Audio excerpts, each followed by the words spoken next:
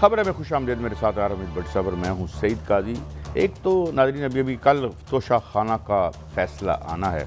हम कई दफ़ा कह चुके हैं ये तो वतन अजीज़ तोशा खाना है इनके लिए, मगर इसके साथ फॉरेन फंडिंग और इस पीपल्स पार्टी और क्या PMLN के गले भी ये केस पड़ सकता है, इस पर बात करेंगे। सुप्रीम कोर्ट का बड़ा अहम फैसला जिसमें जो राइट टू प्रोटेस्ट है लोगों का, उसमें उन्होंने कहा कि हम कोई इस तरह में फैसला नहीं दे सकते जब तक कोई कानून ना तोड़े। इससे पहले हम देख चुके हैं इंडिया में भी जब किसानों की तहरीक चल रही थी, सुप्रीम कोर्ट को मूव करने की कोशिश की गई थी, उन्होंने भी ऐसे ही फैसला दिया था।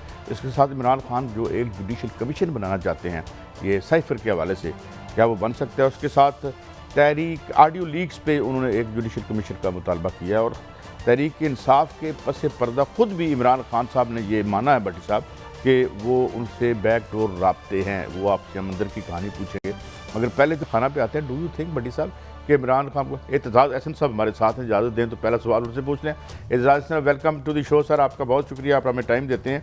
एक तो तोशा खाना का कल फैसला आना है, तो डू यू थिंक कि मतलब थोड़ा सा उस पर लाउड थिंकिंग अगर आप करें, और साथ साथ सुप्रीम कोर्ट ने कोई जो एक तहरीक या जो एक मुजवज़ा एक लॉन्ग मार्च है उस पर पहले से ही पाबंदी लगाने से गुरेज किया है, तो राइट टू प्रोटेस्ट इसका मतलब है उन्होंने प्रोटेक्ट किया है। तो इन दोनों पे पहले ये फरमा दें कि तोशा खाना केस के ज़रिए खान साहब को सियासत से बेदखल किया जा सकता है। देखिए, तोशा खाना केस के बारे में जितना भी आदमी का इखलाकियात पर मबनी मौक़िफ़ हो, देखना तो कानून की निगाह से आना। जब कानून खुद इजाजत देता है, गलत देता है, मुझे उससे इत्तफाक है, मैं भी रहा हूँ वजीर और तोशे खाने और इंटीरियर मिनिस्टर था, जो मर्जी करता, पर कतन इसके बारे में हमारी राय क्या है, इखलाकियात की राय क्या है, एथिकल राय क्या है, ये कानून इसकी इजाजत देता है। और कि ये जिसको दिया गया हो तोहफा वो कम रकम दे के और वो ले खरीद ले, जब वो खरीद लेता है तो ये मलकियत उसकी हो गई। ये इस वक्त का कानून है। मैं फिर कहता हूँ कि मैं कानून को कोई मुनासिब या अच्छा नहीं समझता, पर जो कानून है कि वो मलकियत हो जाती है उस साथ की जिसने उस सरकारी रेट पे वो शेयर या कीमती जेवर या जो कुछ भी लेके और पैसे दे दिए, जो भी सरकारी रियायत पे रेट मिले थे। और इसमें कोई ममानियत नहीं है। जब मलकियत उसकी हो गई, जिसने 15% रुपया दिए, आईन और कानून के तहत मलकियत उसमें ट्रांसफर हो गई, तो फिर वो उस पर कोई कदर नहीं है कि उसने बेच दिया या ना बेच। ये इस बारे में अब नैब को पता नहीं पछताना ही पड़े अगर ये इसमें दरखास्त कोई दे देता है या इमरान खान दे देता है कि मुझे दिखाओ पहले कितने गिफ्ट हुए हैं इस तरह के, और क्या क्या उनकी कीमत लगी है, और क्या कितने के वो बिके हैं या नहीं बिके, तब भी कितनी की कीमत में लिए। ये फर्ज हो जाएगा सरकार पे कि वो सारा पेश करे। बीबी के केस में, बीबी शहीद के केस में एक उनके चार्ज था सीक्रेट फंड्स का, कि सीक्रेट फंड को उन्होंने नाजायज इस्तेमाल किया, जो कि बिल्कुल खुफिया अकाउंट होता था। अब मैं उसने वकील था बीबी को बरी कराया, बीबी को और 6 मुकदमात में बरी कराया। सीक्रेट फंड्स का एक का था, मिसयूज ऑफ एयरफोर्स का था, ड्यूटी फ्री शॉप का था, यहाँ ये जो होटल सरीना जहाँ बना हुआ, यहाँ होटल बनाने का था। खैर, जो केस ये सीक्रेट फंड्स का था, उसमें इल्जाम ये था कि बीबी को कि उसने जो सीक्रेट फंड बजट में पार्लियामान में मंजूर कर रखे हैं कि पार्लियामान जो है ये फैसला करता है कि कितनी रकम किसी दायरे को जाएगी, और वो ये भी फैसला करती है पार्लियामेंट कि किस किस मद में वो इस्तेमाल हो सकती है, किस किस मकसद के लिए इस्तेमाल हो सकती है। तो अगर यहाँ सीक्रेट फंड के एक सम थी और उसके मद थी कि इस चीज के लिए ये इस्तेमाल हो सकती है। मिसाल के तौर पे कोई फॉरेन इंफॉर्मेशन फॉरेन कंट्री से लेना हो, वहाँ के बंदे किसी से जिसके पास इंफॉर्मेशन है उसको कुछ उसका मुआवजा देना हो, जो कि नेशनल इंटरेस्ट में, पाकिस्तान के नेशनल इंटरेस्ट में, पर उस पे चार्ज लगा। अब उस पे मैंने दरखास्त दी कि जी मैं फेस करने को तैयार हूँ, पर 1980 या 1985 जब से ये वो रेट्रोस्पेक्टिवली एहतसाब ऑर्डर माजी किया गया था, मैंने कहा मुझे एक एक आइटम दिखाएं और उसमें कितना क्या उस पर कार्रवाई हुई है और किस तरह वो ट्रांसफर हुआ है। अच्छा, बिस्मिल्लाहिर्रहमानिर्रहीम। इत्तला साहब, जरा रहनुमाई चाहूंगा आपसे, अगर आप इजाजत दे दें। जी, वो मैं सिर्फ इतना अर्ज कर दूं कि जब हमने वो मांगा रिकॉर्ड, तो रिकॉर्ड बोरियों में आया, इतना रिकॉर्ड था। और हमें मियां अब्दुल साहब नजम एडवोकेट थे मेरे साथ, वो हमें मास्क पहन के और उसको वो देखना पड़ता था। बोरियों में से वो निकलता था छोटे छोटे कोई फजूल सी बोरियों की रफ। तो उसमें जब वो मैंने दिखाया कि पीर पगाड़ा ने कितने पैसे लिए और किस किस, और जियाउल हक ने क्या क्या कैडी को, एक गोल्फ के कैडी को एक गेम के लिए 70,000 रुपए दे दिए। ये उसकी स्वाब दी थी। तो पर वो सारा जो कच्चा चिट्ठा खुला, तो फिर मतलब है कि एम्बेरसमेंट बड़ी हुई गवर्नमेंट को। और यहाँ भी जो पहले के जितने भी तोशा खाना के ट्रांजैक्शन है, वो मेरा ख्याल है इमरान खान उसके वकीलों पे डिपेंड करता है वो क्या फैसला करते हैं, पर वो खुलवा सकता है।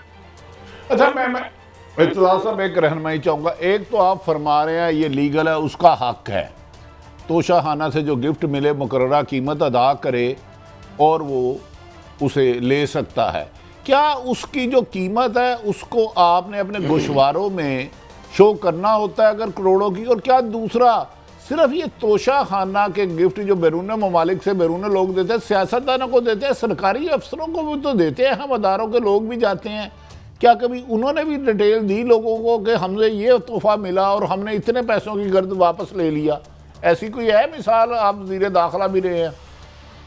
ये ज्यादातर अरब ममालिक में की रिवायत है तोहफे देना, वरना कोई मुल्क नहीं देता।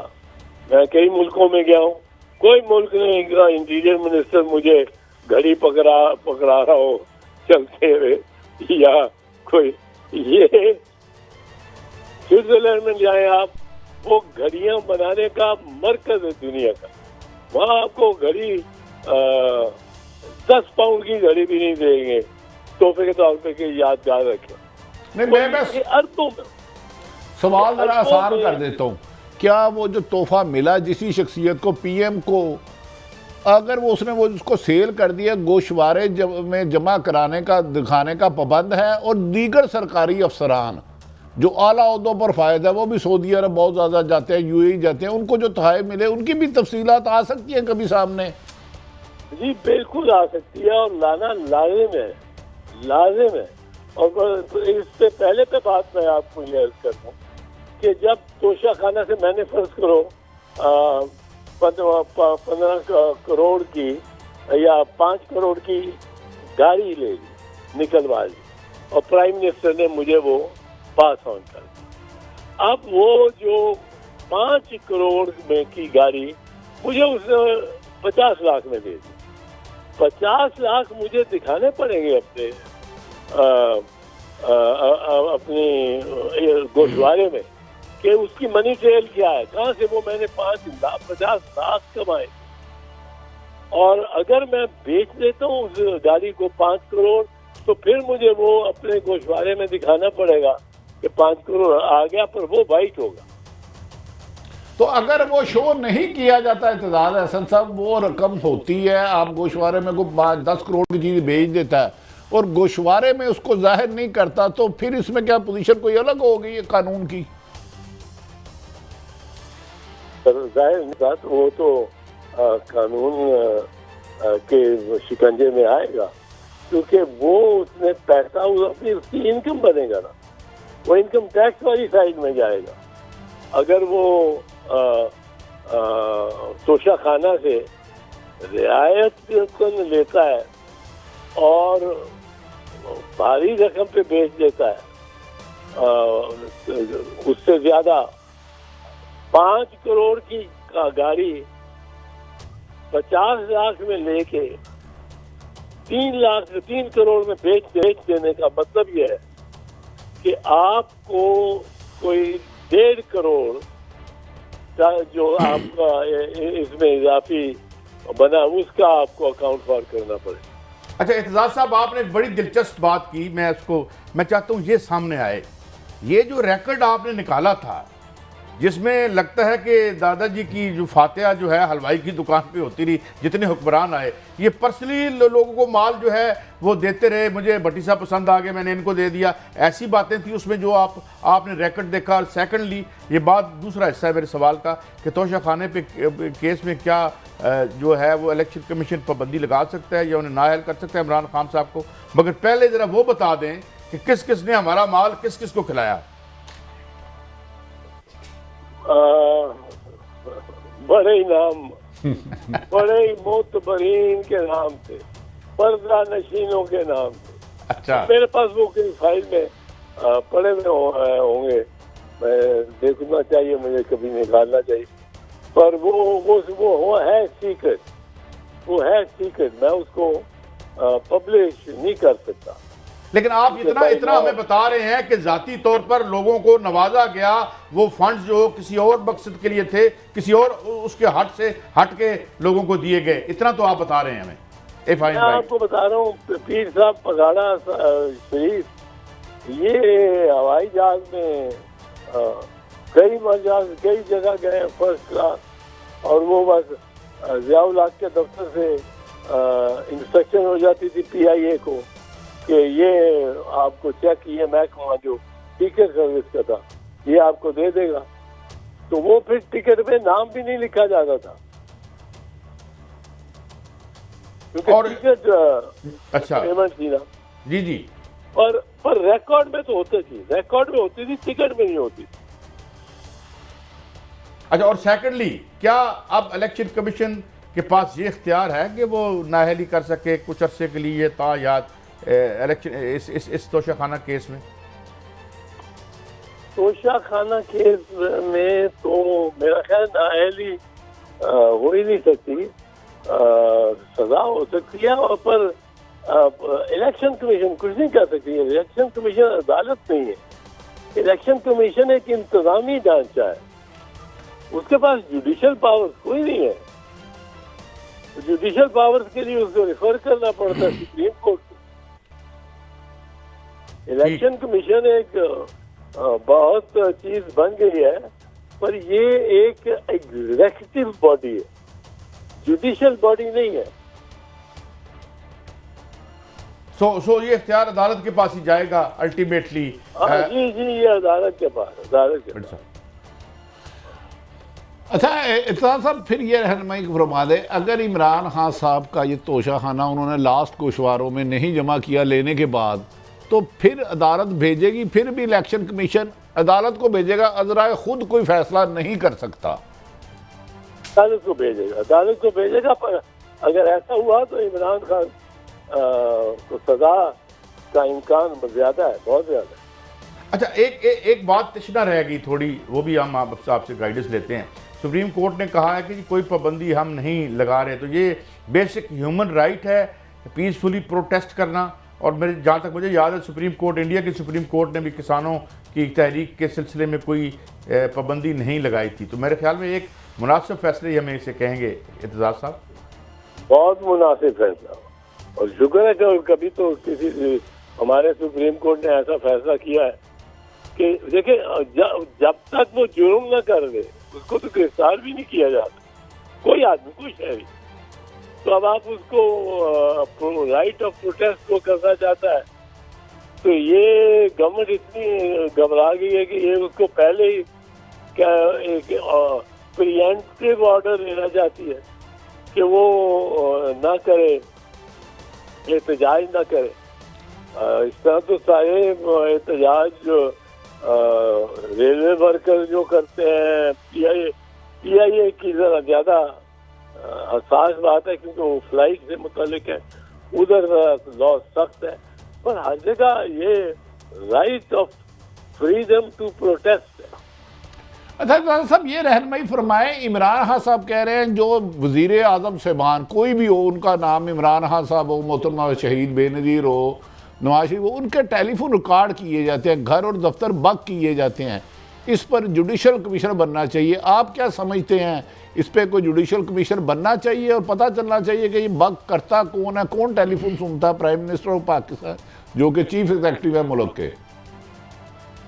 जो जब इसका इफ्तिखार मोहम्मद चौधरी साहब का केस चल रहा था, तो वहाँ भी मैंने एक शिकायत दी, एक दरख्वास्त दी। वो 3-4 महीने चला केस।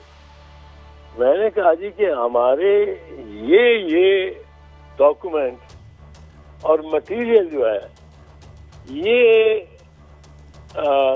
सिर्फ वो शख्स इस पे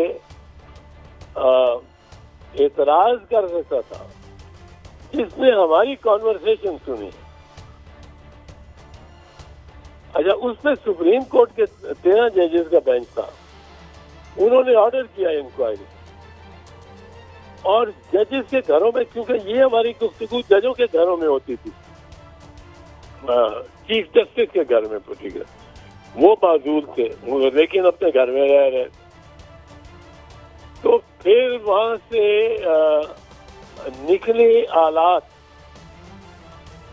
इसके बगिंग के, और उससे बड़ा सख्त फैसला दिया जस्टिस खलील रमदे ने, जो 13 मेंबर बेंच के सीनियर जज थे। पर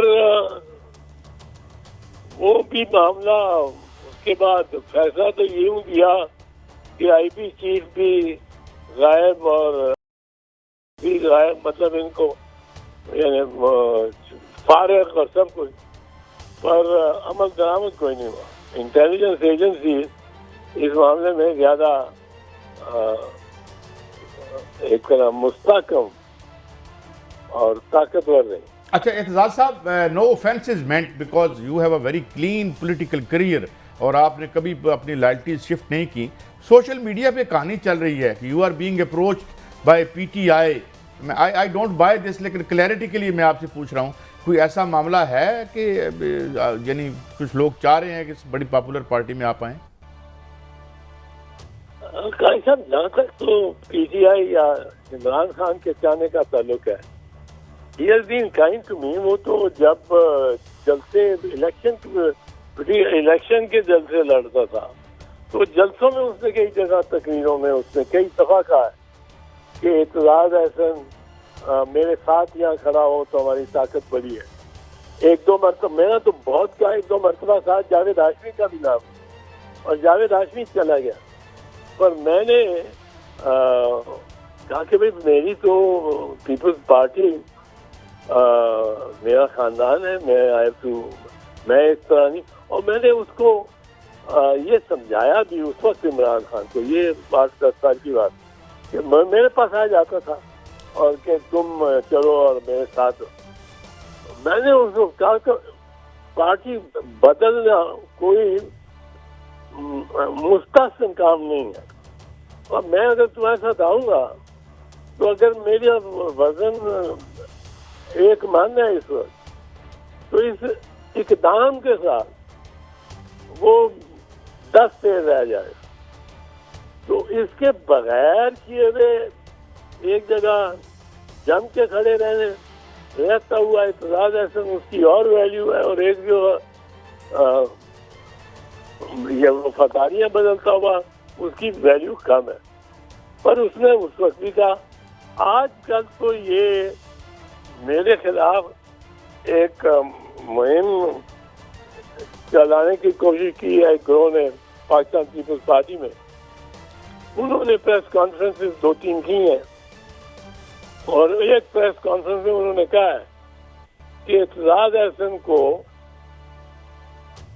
इमरान खान ने बतौर वज़ीर आज़म लेने की पेशकश की है। और I hate to stop you. इत्तेजाज साहब नहायत अदब एहतराम से, इत्तेजाज एहसन साहब बहुत बड़ा मोतबर नाम है। क्या कल के आए हुए लोग इत्तेजाज एहसन साहब को नोटिस दे सकते हैं, जिनकी खून में पीपल्स पार्टी है, जो कहते हैं कि पीपल्स पार्टी मेरा खानदान है? क्या ये मुनासिब रवैया है कि सीनियर का एहतराम ना किया जाए? देखिए, ये तो ओहदे के हवाले से है ना। उनका अगर होता उनको इजाजत देता है कि वो बतौर जी एतजाज साहब, मुझे माफ़ी चाहता हूँ। It is always a great pleasure having you on the show. बहुत सी बातें हमें पता चलती हैं, मगर मुझे एक ब्रेक लेनी है, और ब्रेक के बाद आके मैं भट्टी साहब से पूछूंगा, भट्टी साहब आपके पास कोई सीक्रेट फंड नहीं है कि हमें भी को आप नवाज दे? एक ब्रेक के बाद हाजिर होते हैं।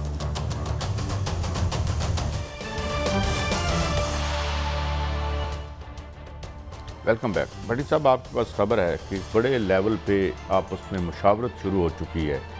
ज़ाहिर है इस तरह तो खला में तो कोई फैसले होते नहीं हैं, तो आप क्या समझते हैं कि क्या कल खान साहब को, और फिर अभी आप हम टिकर भी देख रहे थे कि बड़ी सिक्योरिटी मांग रही है फुल प्रूफ, तो फिर क्या लग रहा है आपको? भाई साहब, कल आप जैसे एक साहिब इल्म बड़े समझदार आदमी से मेरी बात हुई, तो वो कह रहा है जी आइंदा 48 घंटे में एक अहम तरीन धमाका होने जा रहा है। और मैंने उस बात को लाइट लिया। मैं कहा इस मुल्क में इतने धमाके हुए हैं तो हम आदी हो गए, धमाका लगता ही नहीं। फिर सुबह उन साहब को मैंने दोबारा चेक किया तो उन्होंने कहा जी आपको पता चल जाएगा। मैंने बड़ा डिफेंसिव होकर ट्वीट किया कि मुशावरत मुकम्मल हो गई, ये कल रात मुकम्मल हो गई, और इस फैसले का लंदन नवाज शरीफ को पता है जो होने जा रहा है। हाँ, जो कल होने जा रहा है। जो मेरी इतला है, मुझे ये लंदन से ही इतला आई थी।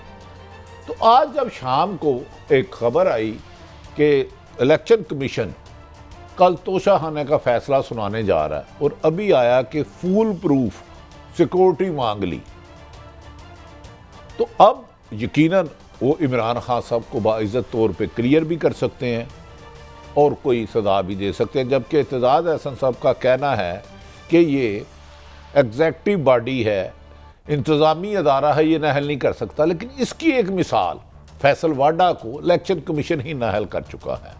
तो जो मैं अक्सर कहता था ना, इमरान खान साहब को ट्रक की बत्ती के पीछे लगाया जा रहा है, और कुछ उनके नादान दोस्त उन्हें लॉन्ग मार्च करने का ऐलान नहीं करने दे रहे, तारीख नहीं दे रहे। खदशात इसी किस्म के थे। अब फैसला यकीनन वो बाइज़्ज़त बरी भी कर सकते हैं, रिहा भी कर सकते हैं, अदालत को भी भेज सकते हैं हमने ये फ़ैसला किया। अब फैसला जो भी होगा, या तो हुकूमत का जो तोशाखाना का इमरान खान के खिलाफ प्रोपेगेंडा किया जा रहा है कि उन्होंने घड़ी बेच दी जिस इजाज़त ली थी, या वो ज़मीन बोझ होगा, तो या फैसला इमरान खान के खिलाफ आएगा। इत्तेजाज एहसन साहब कहते हैं नहीं कर सकते, जबकि फैसला। मेरा आपसे सवाल और है, मेरा सवाल आपसे ये इसी हवाले से। मैं तो समझता हूँ ना कभी नवाज शरीफ साहब की कोई सोशल बेस थी, उनकी सारी सोशल बेस तो एस्टेब्लिशमेंट ने बना के दी सारी ज़िंदगी।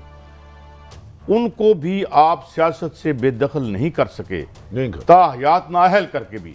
और एक ऐसा बंदा कि जिसके साथ आज बच्चा है इस मुल्क का, उसको आप सियासत से बेदखल कर लेंगे? सब नवाज शरीफ को किया गया करप्शन पे, सुप्रीम कोर्ट के जज साहबान का बना काम, 5 रुकनी बेंच JIT बनी, उसके बाद किया गया। इमरान खान को तोशाखाना का इलेक्शन कमीशन कैसे कर देगा? या तो इलेक्शन कमीशन हुकूमत पाकिस्तान से लिखे कि 20-30 साल से जितने भी तोशाखाना के आज तक गिफ्ट किसको मिले हैं, कहाँ कहाँ गए हैं, फिर फैसला मेरिट पे होगा। नहीं, ये तो फिर विक्टिमाइजेशन लोग समझेंगे ना। ऐसे बादी नजर में यही लग रहा है कि भाई एक 15 हुक्मरान ने है, हर एक को तोशा मिला, किसी को गाड़ी मिली, किसी को घोड़ा मिला, आप सिर्फ एक शख्स को टारगेट कर रहे हैं। लेकिन मेरे ख्याल में ये फैसला जो भी होगा इसका मुल्क की सियासत की अगली डायरेक्शन में होगा। लेकिन इमरान खान साहब, ये जो आपको लॉन्ग मार्च की कॉल रोकने से ट्रक की बत्ती के पीछे लगाते रहे हैं, वो आपसे मुखलस नहीं है, जरूरी नहीं। बटी साहब, मैं आपको एक और एंगल और एक और पर्सपेक्टिव और एक और तनाजुर आपसे पूछता हूँ। कल अगर इमरान खान को नाअहल करते हैं तो मुझे लगता है लॉन्ग मार्च की डेट आ जाएगी। देखिए, फिर वो एक बायसनेस होगी उसमें कि मुझे नाअहल किया, वो के नाअहल होकर भी PTI जीत जाएगी, ये मेरी असेसमेंट है। इमरान खान को नाअहल करने से PTI नहीं खत्म होगी।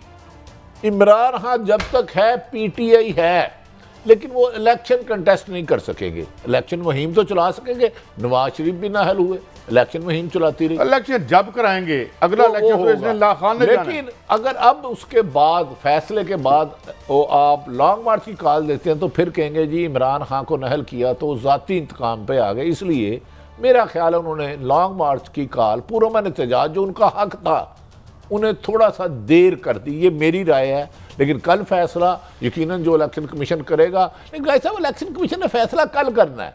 जश्न आज लंदन में है, आपको पता है इस वक्त 7:45 है तो लंदन में 3:45 है, तो वो आज सुबह 9 बजे से वहाँ ये किस सिटिंग हो रही है। ये क्या वजह है? देखिए बात बड़ी साहब, देखिए खान नाअहल हो गया, मान लिया, ये हम नहीं कहते, ये तो भाई अदालत करेगी। मैं मफरूजे पे बात, बिल्कुल मफरूजे पे बात, पीछे बैठ के 2/3 मेजॉरिटी लेके आएगा तो लम्या पा लेगा इन्होंने।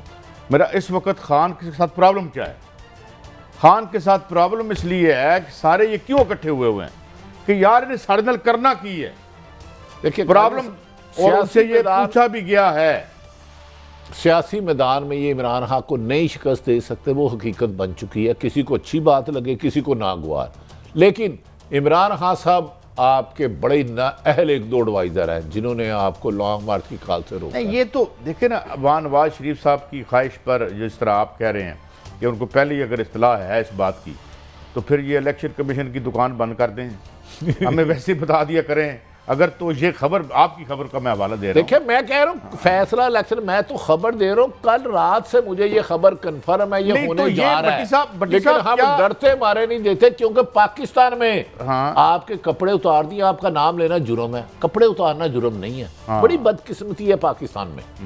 वो तो मुझे ऐसे लगता है कि जैसे हमने, बस क्या कहूँ, अपनी कौमी गैरत के कपड़े उतार देते हैं हम। बात ये भट्टी साहब, तो फिर क्या कोई ऐसी ख्वाहिश भी हो सकती है कि अगर मैं कोट लखपत जेल से ख्वाहिश करूं और कॉन्विक्ट के तौर पर, तो वो भी रियासत मान लेगी? नवाज शरीफ फैमिली होगी तो मान लेगी, जरदारी फैमिली होगी तो मान लेगी। मौजूदा हालात के मुताबिक माने ही नहीं।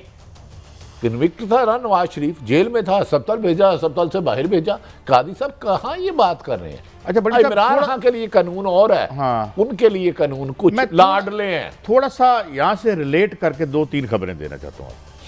अभी अभी लोगों ने देखा होगा लिज ट्रस ने इस्तीफा दे दिया। वहाँ की ट्रेड यूनियन सड़कों पर आने वाली है। जर्मनी में लोग सड़कों पर आ रहे हैं, फ्रांस में लोग सड़कों पर आ रहे हैं, और मामला क्या है? भूख, रोटी और मेरी जिंदगी पे अटैक। इन्होंने कोई अकल, घास चरने चली गई है? नहीं, घास नहीं, ये इनको पता नहीं है। कादी साहब, इसमें भी एक साजिश है। मौजूदा हुकूमत मुल्क को दिवालिया होने के करीब ले आई है, इकॉनमी इनसे नहीं संभल रही। ऐसे मौके पर ऐसे फैसले करा के ही कौम को दूसरे रास्ते पे लाना चाह रहे हैं कि लोग हमारी खामियों की तरफ निशानदेही इसके साथ आप you are playing with fire, कि अगर आप ऐसे मौके पे एक पॉपुलर लीडर को फारग कर देते हैं इस तरीके से, और जो है वो एक पता चलता है कि this country is practically being run by a convict, यहाँ जो बात हुई और आपने की, और भट्टी साहब मैंने आपकी कोई खबर बड़ी कम बाउंस होते देखी है। अच्छा, कैसे एक आपके कॉन्फ्लिक्ट ख्याल मुल्क में- चला रहा है यार, कुछ शर्म या है सर? आपके ख्याल में कितने चांस है कि इमरान खान बरी भी हो सकते हैं? देखें ना, क्योंकि यहाँ तो तोशाखाना की तमाम डिटेल, जैसे इत्तेजाद अहसन साहब ने कहा कि मैंने कहा सीक्रेट फंड सबके रिकॉर्ड मंगाए, मुझे बोरियों से खुर्दबीन से देखना पड़ा। ये होते हैं मेरिट, ये होते हैं हकाइक, सबूत। अगर एक बंदे का मंगा के, बाकी नवाज शरीफ ने तो पाबंदी लगाई थी तोशाखाना की डिटेल नहीं बतानी। अगर आप वो जजमेंट नहीं करते तो इसका मतलब है सिर्फ आप एक शख्स को टारगेट करना चाह रहे हैं बादिउल नजर में। मैं ये कह रहा हूँ भट्टी साहब कि हम एक इंतहाई डिफ़िकल्ट इकोनॉमिक एनवायरनमेंट में दाखिल हो चुके हैं, पूरी दुनिया ऑलमोस्ट। वो मुल्क जिनकी बड़ी फैट है और जिनके पास बड़े फॉरेन एक्सचेंज रिजर्व हैं, वहाँ पर लोग सरापा एहतजाज बाहर निकल रहे हैं, यहाँ भी निकलेंगे। खान निकाले ना निकाले, वो लोग, ये हालात रहे तो लोग निकलेंगे। और ये आप अपने नाज़रीन, अपने, ये कोई मैं पाकिस्तान का मंजर नहीं दिखा रहा आपको, ये फर्स्ट वर्ल्ड का मंजर है। पाकिस्तान में भी लोड शेडिंग शुरू जर्मनी होने है। वाली है, गैस भी नहीं आएगी, सुई गैस भी नहीं आएगी। खुद प्राइम मिनिस्टर कह रहा है मुल्क दिवालिया हो रहा है। सोलर जो मेरे और आप जैसे कह रहे हैं उस पर पाबंदी लगाई जा रही है, उसके पैसे 9 रुपए किए जा रहे हैं, और जो शिपें आई हुई हैं उन्हें नहीं दिया जा रहा, क्योंकि तो वो क्या होता है, आईपीपी को उन्हें नवाज रहे, उनके कमीशन होल्डर है। इस मुल्क में जो भी पॉलिसी बनी अरब और खरबपति के मफाद में बनी, गरीब को कुचलने के लिए बनी। तोशाखाना अगर इलेक्शन कमीशन तमाम डिटेल नहीं मंगाते तो इस पे सवाल जरूर रोजेंगे भट्टी साहब, लेकिन ये है कि आग से आग बुझाने का अमल जो है हमें कहाँ ले जाएगा, अक्ल कौन करेगा। बहर हालात मुश्किल हैं, दुआ है हालात को इजाज़त दें। अगले हफ्ते फिर मिलेंगे। अल्लाह हाफिज़।